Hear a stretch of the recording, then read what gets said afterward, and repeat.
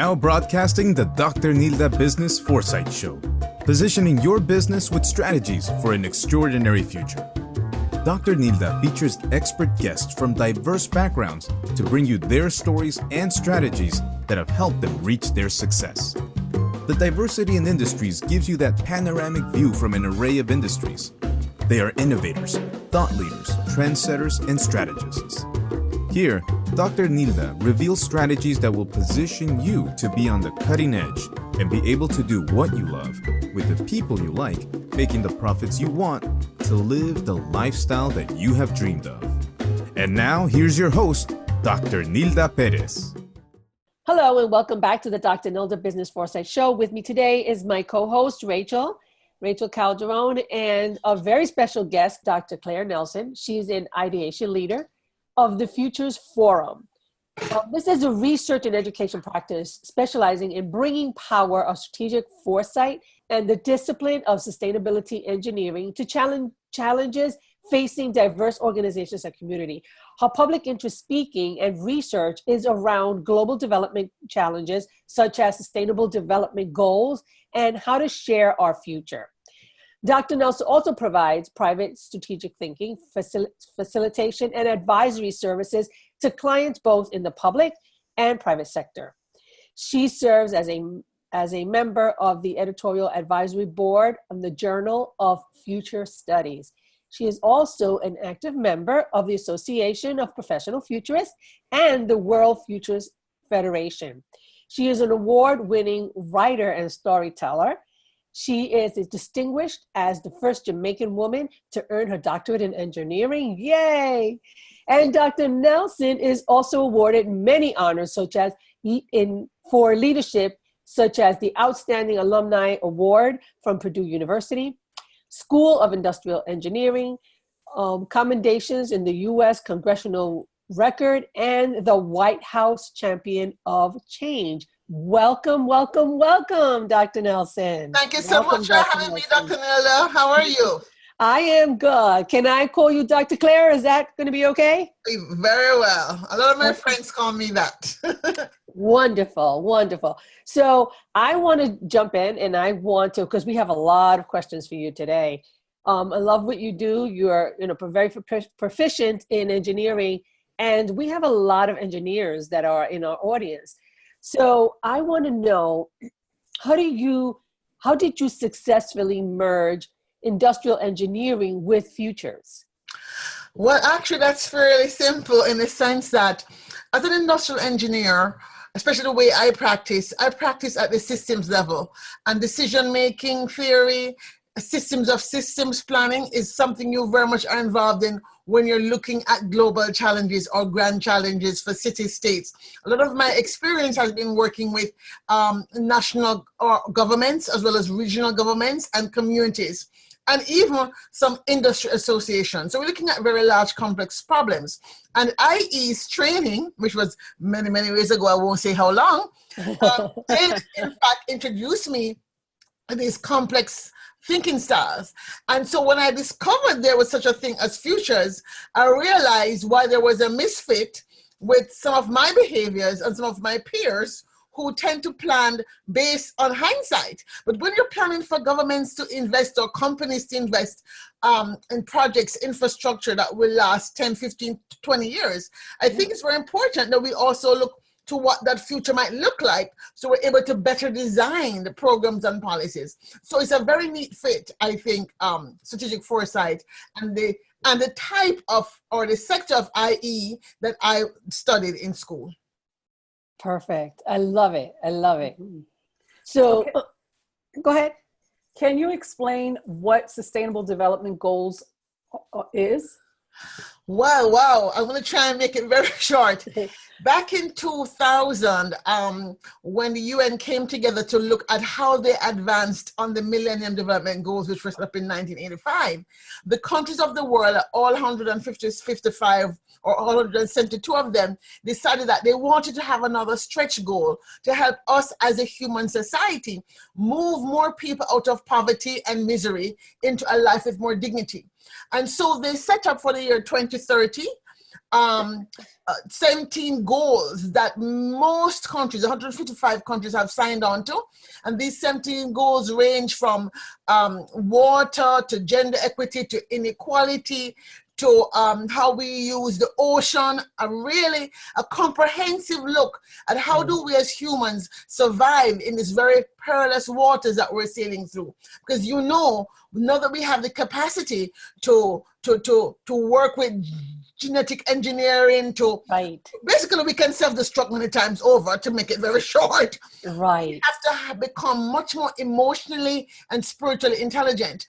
And while the UN doesn't use those words, I'm using those words to describe the reason behind countries deciding, let's see if we can stretch ourselves to make sure we can provide energy that's sustainable, so we don't overuse the natural resources we have of oil, water, or whatever, and then end up in a more perilous situation. And we really have a short window, as you know, with climate change, for example. We have a short window of time for us to self-correct and make sure that we get ourselves living lives much more sustainable. You know how much waste we have in the developed world, right? But even in developing countries, a lot of waste, because some people live very affluent lifestyles, and some people are living in very much poverty and misery. How do we balance that out as well to reduce inequality and equity, to reduce the tensions and therefore reduce, hopefully, the violence and insecurity of people's daily lives? So this is all of what is encapsulated in these 17 goals and 169 targets that countries are expected to move towards. And let me say before I forget, and the private sector is asked to do its part. After all, it's the private sector that has the responsibility. Look how much water is being used by companies like the beverage companies, energy companies, steel companies, all of these chemical companies that make the products we use every day. Paper use water and energy. If they are not operating sustainably, they're also, providing more risk to us. And so the call also is not just for governments, but for small businesses, medium-sized businesses, industries, to see how they can play their part in attaching their strategic vision of their company's success to a global agenda.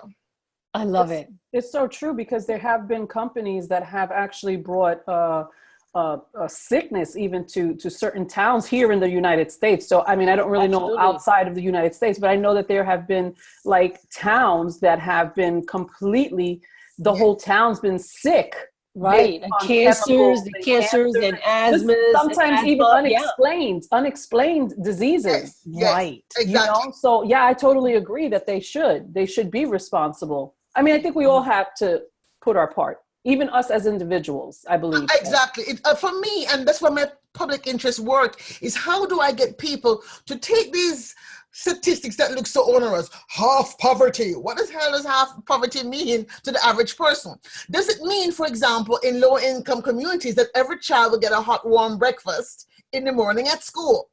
So now we can break these very ambitious, lofty goals that seem so distant into something that's very practical. And so part of what I do when I talk to an audience is really try to see how I can find even one goal that might be referential to what their sector is, and bring it into. So if they ask me to speak about girls' education or high school, I don't really care. I find a way to tie what they're doing. Because after all, if there's 7 billion of us in the world, each one of us 7 billion is contributing in some way to either helping or harming our future. Absolutely. Yes. I love it. Standing ovation from me. Yes. Absolutely. Yes. Absolutely. So true, it's so true. Yeah. So, Claire, can you explain how we share our future?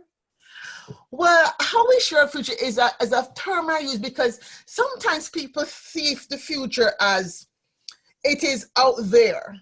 And I have no control. Or in some instances, the people in power believe, well, we are in charge of everybody's future and we want to create a future that looks just like this. So let's take, for example, the whole return to space travel, something that really is interesting for me. So we have Lunar X and SpaceX and Space Galactica, all these companies are racing to, go to the moon first, and the countries are building, EU is going to build a moon village, and China's going to the dark side, and NASA's going to drop back in. And guess why? Because there are minerals on the moon that are very plentiful, which are supposedly rare on Earth. Now, who gets there first, supposedly, will own the wealth. Right. I have a challenge with that. And I say, like, okay, the moon, okay, dudes, the moon does, affect our tides and our harvest.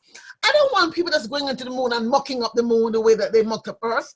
Right. I'm not saying that we should not have space travel. I'm not saying that we're not meant to explore. After all, we have God inside of us, and because God created the space, clearly we're going to try and also go off to space, because that's just who we are as humans. Mm-hmm. Curiosity. How do we democratize space? Right. So when we share the future, I have 30 global challenges or global issues that I talk about. And that is, for example, how we share space, how we share decision making. Think of it this way. We have all these data points, right? The Internet of Things and data, big data. Who controls that data? Who gets to sit at the table that makes decisions around that data? Where are the minority groups and the equity around fault lines of race, gender, class, whatever it is? How do we share data which is going to drive our future? So there are 30 of those issues: biodiversity, education challenges, crime, transnational crime, cybersecurity. All of these things are happening now, and how they happen emerge to shape the future.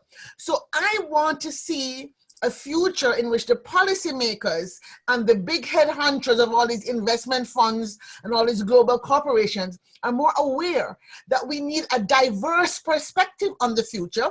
And the future does not belong only to white males in authority, but indeed all people or types of people, even from those poor countries which some people consider basket case or SH countries, have a right to a saying in how we share the future. It is our common human, very human future. And I totally get that. And I think that's why my mission to teach futures to the lay person, to the business person, to, kids who are going into careers. It's important that they understand the importance of future and the importance of understanding futures, because they can help shape it if they know that there is such a thing. But oftentimes what happens is that they don't even know. They don't even know that that's a possibility, a probability, that they have that potential of shaping the future. But actually, think about it. They're even shaping the future by their apathy, right? Yeah, you're right. You're right. Right. So if you're apathetic and like, I can't do anything, okay, then something will be done onto you. Right. Exactly. And that's how I feel about the voting. Right. Yes. You don't vote. It's not like, well, then what happens? Then somebody else will win. So it's true. By burying your head in the sand does not mean that things are not still going to happen. So you're right. They're still a part of it, but they're not an active part. How's that? Yes. Exactly. And I think that mission is an important mission right now, because the tools that young people have in their hand, I mean, their smartphone is more powerful than the box of card decks that I used to trek to the computer lab with back in the day. Right. Before the PC was invented. I love that word. Before the PC was invented, before the smartphone was invented. I don't have children, but my godchildren are babies, so I like to say to them, before the smartphone was invented, Auntie Claire, you're old. And unfortunately, it wasn't that long ago. It wasn't. Yeah, it really wasn't that long ago. Technically, we do have a really short window of time to try and correct it, and we have to educate. We have to educate everyone. To be able to get on board to like, look, we have so much time. Let's work on getting this futures, together. Right. Because we can all really have a positive hand in it. Yes. Right. Yes. I agree. Mm-hmm. So the one thing that, Dr. Claire, I know you're known for is for your storytelling. So, you're a sustainable engineer. I would love to know how you couple that. Because I always love when things are told in that storytelling format. How do you do this? Well, I think it's a natural gift. I stuttered very badly. I stuttered very badly when I was a child. Actually, I stuttered very bad up until I was 40 years old. So all my friends who knew me before, and I still stutter now, quite frankly, but at one point I couldn't even speak on stage as Claire, but I could perform as somebody else. So like, I don't know what was going on in my brain. Maybe I was like two persons, but no, the two persons are trying to merge into one. So what happened was, when I started to decide to speak publicly, I realized it was easy for me to enter in my otherness. So if I came on as a character, I could more easily reduce my tension and make me more comfortable. And then I realized that that's really who I am. In other words, I need that to reduce my stress level, so that, as I say, sometimes it's not even me there. I no longer am the person. It's like I get a channel, because I say this because sometimes when I'm speaking and people say, wow, you really touched me, I'm like, I didn't say all of that. So I believe I'm a channel for information that person needs to hear. And so I'm open. And when you're in that creative mode also in storytelling, actually I do courses in storytelling and storifying foresight, because change management, I think, in companies, if you can use storytelling in change management, you help people to open their emotions to be able to move to change. So science has shown that when you're doing stories, your whole body, your brain, there are more centers in your cortex that light up through story, because different emotional centers are awoken. Whereas if you present dry data, only one or two centers. And so storytelling actually is a good technique to use for doing change management work in companies. So let's say we do an exercise in Foresight, Futures, and then you have this very dry data. What you want to do is to get that into a story form, and if you have the time and the company is open and very creative, you actually can have the people in the company begin to take on these characters, especially the characters who are considered troublemakers, get them to take on other characters, so they begin to see how they might respond to the change differently. And I really think it's a tool. There's a lot more people doing storytelling in business right now, just to be able to tell their story for marketing purposes. But I use it more for helping to make transformative change.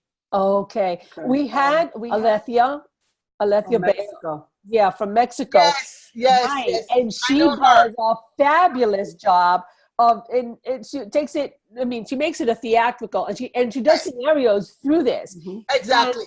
And you're right. There was, because I have to tell you, for the last 10 years when I've been doing this in my format has been paper, and we write out those scenarios. But bringing them to life that way, oh my goodness, that is going to take such a turn. So storytelling, theatrical performances, and again, it's not like a formal thing. It's not like it's a play. No, but everybody participates and everybody has a role, and that role is what I'm so fascinated with. Yeah, and it really depends on the audience you're talking to, because some audiences you have to go very gently with them. If they're not that open, you don't want to scare them and like, oh my God, they come with some crazy stuff. So you really have to tone. So I do write my scenarios out, and then I might turn them around and say, okay, how can I make this more interesting to present? So it's always, again, knowing your audience and knowing your appetite. But you do, as a futurist, I think, want to help people make that stretch. Because if you're not making a stretch, you're really not adding any value, right? Exactly. If you're going to leave the room as the same way they came in, then what's the point of you being there? Exactly. So our role, and I'm bringing you into this, our role, Dr. Nilda, is to help our communities that we're talking to really make that leap of imagination. Exactly. I hadn't thought about that before, Right. And I think making it, the story kind of makes them connect. Everybody wants to hear a story. Yes. When you start telling a story, even if it's your own personal story, people stop and listen. They want to know, how does that connect to me? Yes. What does that have to do with me? Oh, I can identify with that. And I think it just draws them in. I think it draws them closer. Would you agree? Yes, definitely. Right now, I'm working on my story about going to the moon in 2034. I'm going to be saw that performing video. I'm going to be performing that in Salzburg as a workshop. I've performed it before, but I'm going to be workshopping it in Salzburg because I'm going to be around an audience, hopefully a very helpful but very good critics to strengthen it.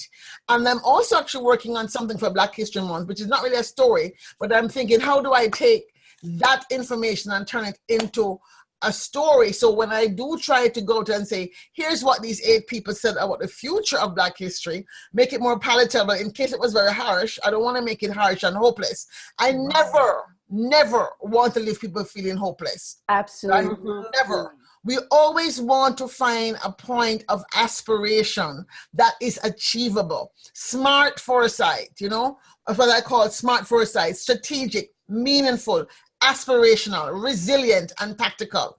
And because I'm an engineer, I take my story and it might sound, fantastical. But what I do is then I say, but how did we get there? And then I go, oh my God, it's believable.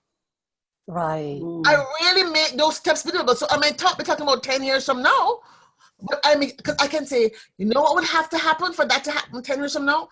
Tomorrow or next month, we would have to do this. And you know why we can do this? Because yesterday, this was invented. Or last year, this was invented. So people realize, I'm not just making stuff out of thin air. It's coming from the trends and the drivers of change. So this is a way of not using the technical language, trends, mega trends, micro trends, drivers of change, but you make it so that they can see that this is something you're observing. And the thing is that people are normally expert in their own field.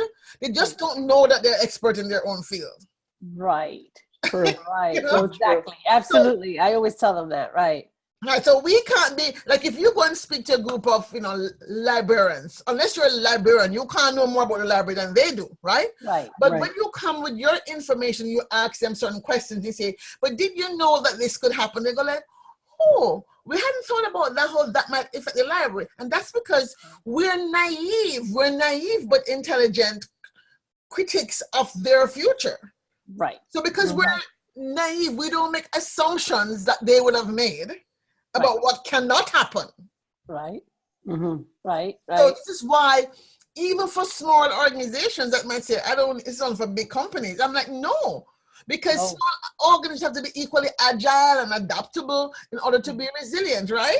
Right, exactly. As a matter of fact, sometimes moving a large company is harder because they're like a big elephant and it's very hard to move them along. But whereas as small companies, they're more agile. You're always speaking to the decision maker, because you're small. So you're speaking to the CEO, you're speaking to and they're a lot more agile.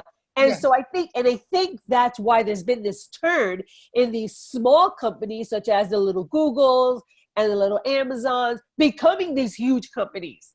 Yes. Because they're very adaptable, very agile, and they're willing to make the necessary changes because they know they need it. And suddenly they're the big company. Yes. Who are so disruptive that are putting the big companies who are not moving so quickly out of business. But then you wonder what will happen to the Googles of this world 10 years from now when they're the old companies. Exactly. Right. Will they suffer from the same paralysis of analysis, or will they maintain their edge? The edge. How do you maintain that edge? And that's part also of why, just like how a sprinter needs a coach, or athlete needs a coach. Absolutely. Businesses should think about using futurists as part of their coaches for strategic thinking. Right. Not see it as an expense, but really more as an investment in making them more powerful. Right. And that's what Google did. Google hired Ray Kurzweil. They hired, this was like 4 years ago. What about me, Google? You have issues with diversity. Yeah, exactly. I know. But here's the deal. But at least they realized that they needed a futurist on board. Yes. They realized that in order to stay current, they did need that futurist to be able to walk. But what I'm going to propose that they think about having a council of futurists, because futurists also have their own biases. Nobody's going to let me believe that if you grew up in middle America, I'm sure that you are a wonderful and innovative person, but you're not going to have the life experiences that inform my experience growing up in Jamaica in a developing country in a particular era. And so what you bring is futurism and foresight is not all science. A lot of it is art. And so it's like if we're playing jazz, right? You're a musician, I'm a musician, and we're playing jazz. As a futurist, it's a sort of a jazz composition that you're doing with your clients, because it's not a predictable, here's where we're going to end up. You cannot tell them today, in 10 years you will be. You can say in 10 years you could be, and let us make a composition to see what that might look like, right? Mm-hmm. And so it's a form of jazz. It's not a standard classical symphony. Exactly.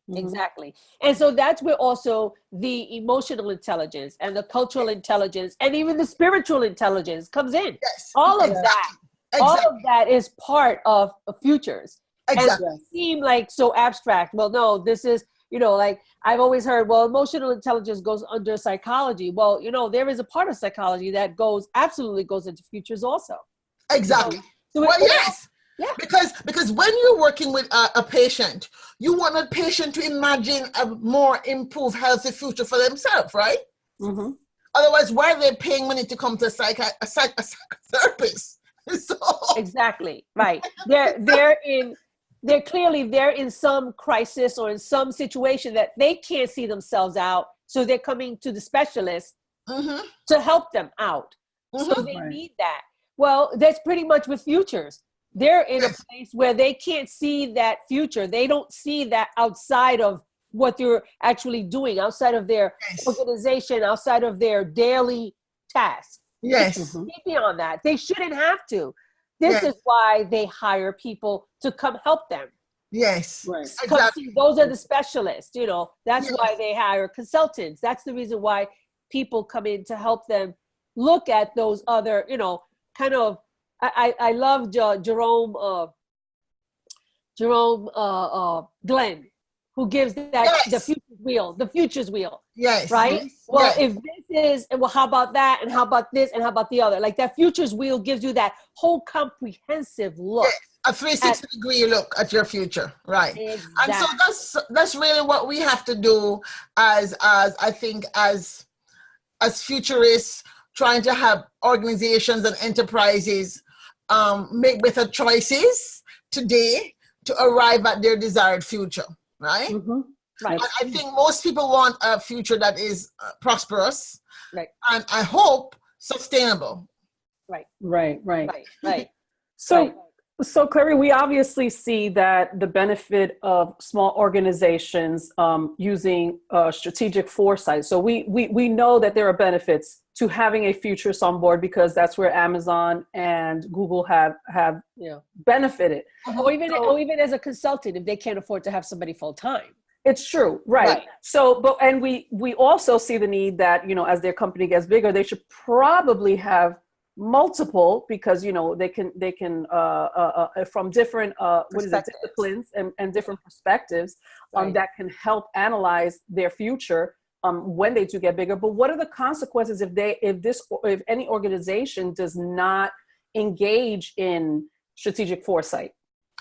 Well, we know certainly about those organizations that no longer exist because they fail to foresee their changes in the industry. Whether you're talking about a Blockbuster or a Kodak, who even invented the digital camera and didn't use it. So, thrival, I like to use the word thrival. We don't want to just survive. We want to thrive. And thrival is only possible if organizations continue to reinvent themselves to meet the needs of their stakeholders / customers, clients, right? And so today your stakeholder, let's say your company servicing 15 years old, are you going to be still servicing those 15 years old who will be 30 in 15 years? Right. Or are you planning to service the new 15-year-old in 15 years, which are babies now? And so you have to make a decision by monitoring the different trends in the landscape around you. And this is, otherwise you might find yourself irrelevant, having outgrown or having your clients outgrow your needs, what you provide, or not being able to reinvent your service or your products to provide what the customer, client, stakeholder needs. Constant reinvention. Yes. Exactly. Yes. And that's what futures is, that constant reinvention. But like, and this is what I tell my clients, it's not just a reinvention for the sake of a reinvention, but that change comes, it's a well-educated change.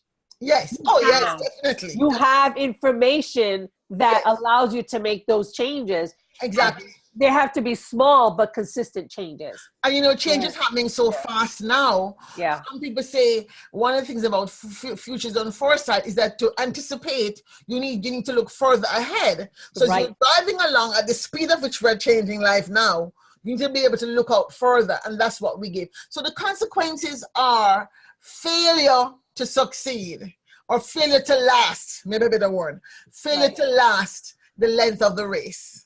Do you want to be around for the length of a sprint, or do you want to be around for the length of a marathon? That's the choice you make. Great analogy. I love it. Right. I love it. I love it. And this is one of the things that Rachel's always saying. She talks a lot about longevity, and she's like, hey, if you position yourself well, you can sell your organization. Yes. You know, it could be publicly traded, and you can sell your organization and retire from your organization rather than close the doors because you're no longer available. Yes, exactly. You know, leave a legacy for your children. Leave something for them to look forward to. Yes. Or something for them to sell. Mm-hmm. Yes. It doesn't matter. But she says, but most businesses are so tunnel vision that they can only go as far as they can see in that tunnel. And that's not very far, especially with the rapid change. Yes, I totally agree, and that also applies for nonprofits and movements as well. I want to thank you, Dr. Claire, for coming here. I know you're a very busy person. Thank you so much for your time. Thank you so much for your knowledge and depositing your knowledge to our audience. And I look forward to, again, meeting with you soon and seeing you at our different APF events. Yes, thank you so much. I appreciate the opportunity to spread the gospel according to Claire. I call it I always call it the gospel of future. Yeah, absolutely. I love that. As a matter of fact, let's put a plug, shameless plug. I've just published a trend book called Providential's Prospects, and hopefully I'll be, sharing that with you. Yes, if you could give us the link, we will put it here. And we will share it with our audience, okay? Yeah. Thank you. All right, okay. All right, thank you so much. Thank you, Rachel. And I will see you guys next week with another awesome futurist, okay? Until next week, goodbye. Bye-bye. Bye-bye. Safe journeys. Thank you for listening to the Foresight Strategy Show. You can hear host Dr. Nilda, co-host Rachel with featured guests every Saturday morning at 11 a.m. Eastern Standard Time on Facebook Live or anytime on demand. Visit www.drnildaperez.com/show. For more information, sign up to our Foresight Strategies Insider newsletter, a $10 value for free at www.drnildaperez.com/newsletter.